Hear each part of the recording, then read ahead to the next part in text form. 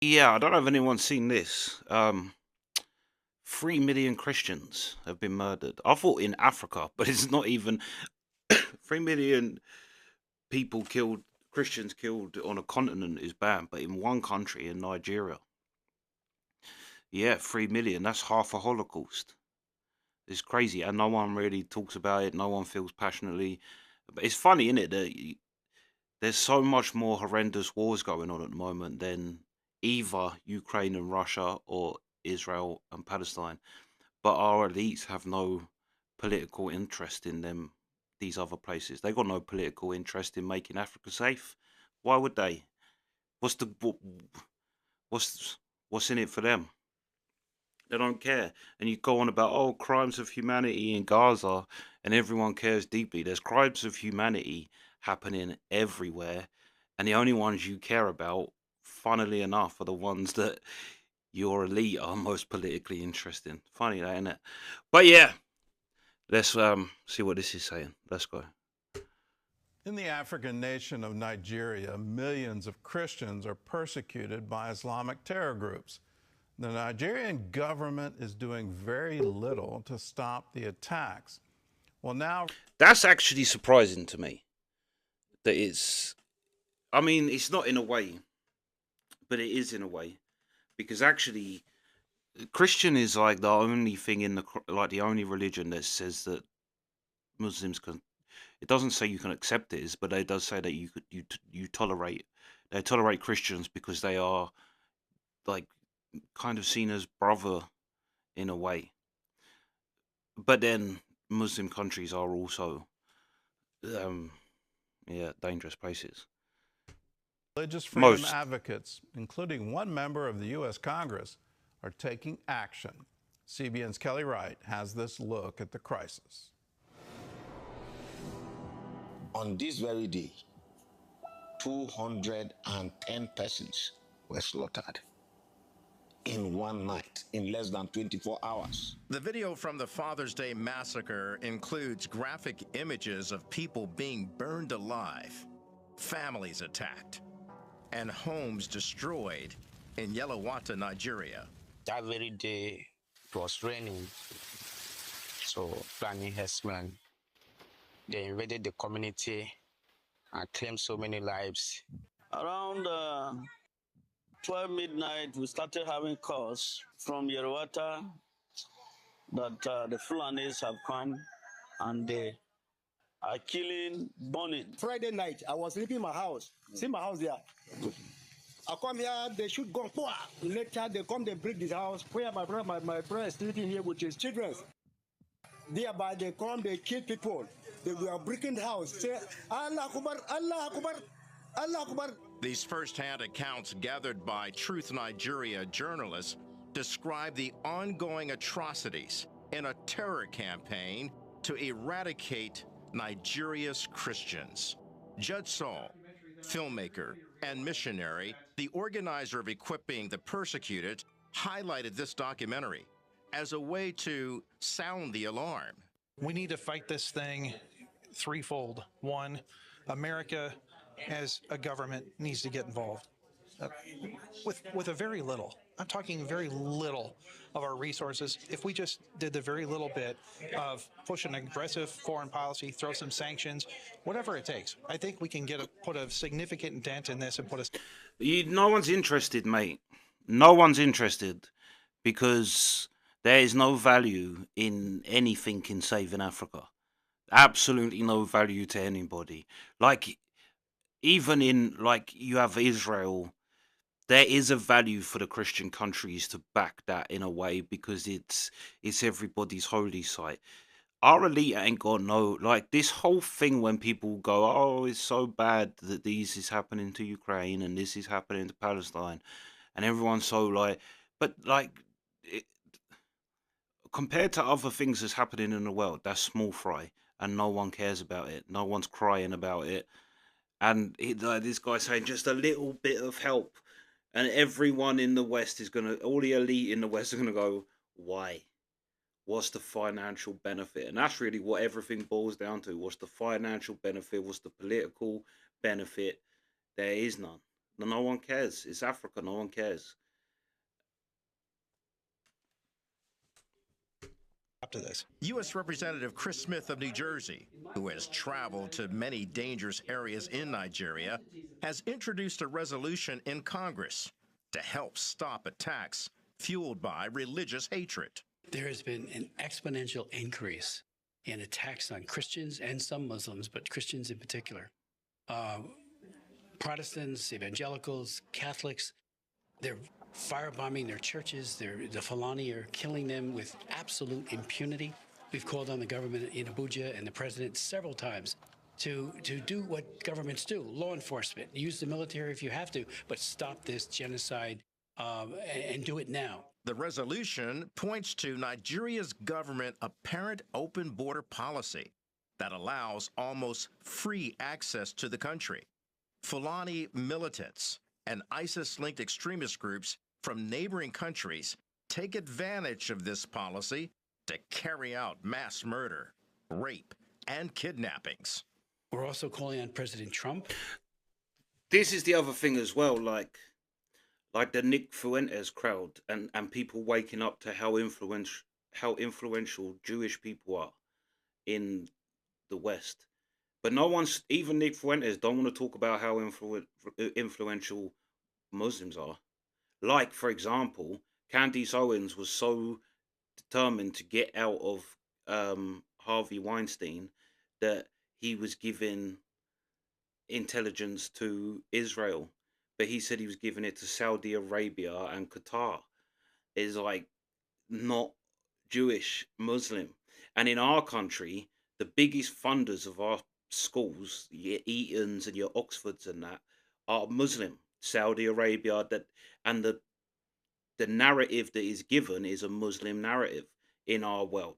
Like, for example, I saw a son of Hamas do a speech at Oxford, I'm pretty sure it was, in our country, and he said, how many of you, if you have prior knowledge of October 7th, is it October 7th? So many just dates recently, but yeah, October 7th is the Israel one, isn't it? But he's like, how many of you, if you had prior knowledge, would have alerted Israel? In our country, only 5 people put their hands up in the whole of Oxford. So our like intellectual elite wouldn't have given the heads up that a terror attack was about to happen in Israel, because they are so on the side of Islam and on Muslims, because that's who's funding our school systems. And yeah, people are like in America waking up to how influential the Jews are, but the Muslims are just as influential, and no one wants to talk about them because they are dangerous. The Jews will sue. The Muslims, they are Allahu Akbars. To reissue, which he did in his first term, the designation of country of particular concern, and that then gives the president wide latitude to impose sanctions. It's an excellent bill when it's used properly. It gets the attention of all the policymakers, in this case in Abuja. It says, we're not kidding. During a White House press briefing, I asked Press Secretary Caroline Leavitt about the crisis in Nigeria. And do you know if there's any action that the president will take? I'm not tracking a call between the president and the head of Nigeria. I know the president wholeheartedly condemns the persecution of Christians, or frankly of people of any faith all over the world, but I don't have any updates for you in terms of sanctions in this part of the world. Looking beyond any government response, Judge Saul is calling on the church and Christians in America to stand with the persecuted in Nigeria. They need to pray. They need to be a voice for the voiceless. They need to be a voice for our persecuted brothers and sisters. Kelly Wright, CBN News. Well, whatever pressure we can put on the Nigerian government, we need to put it on the Nigerian government.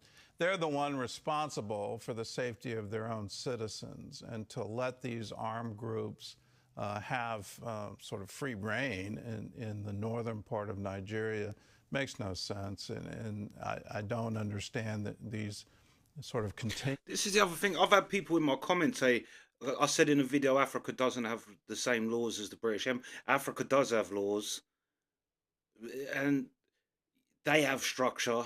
They don't. And this guy's sitting there saying, I can't see why they would let it. They don't have a choice. It's ultimately no different to Mexico and the cartels. The cartels are more powerful.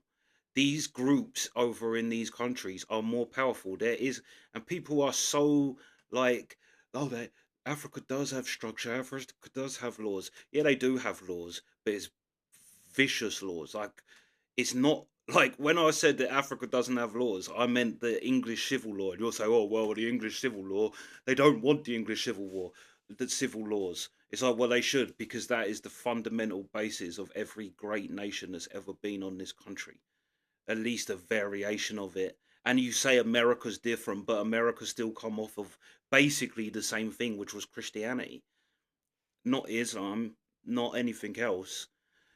Christianity. But yeah, people go, whoa, well, this like, why don't the Mexican government just sort out the cartels? Because they can't. Because the cartels is more powerful. These terror groups are more powerful than the governments. Why are they letting it happen? Well, they're not letting it happen. They haven't got a choice in things. Struggles coming out of Nigeria.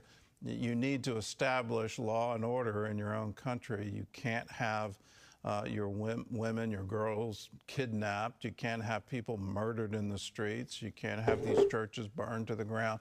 And you can't have brainwashed idiots in the West saying they do have laws. They do have laws. Yeah, the type of laws they have is like someone said, like Egypt doesn't have laws. I've been to Egypt.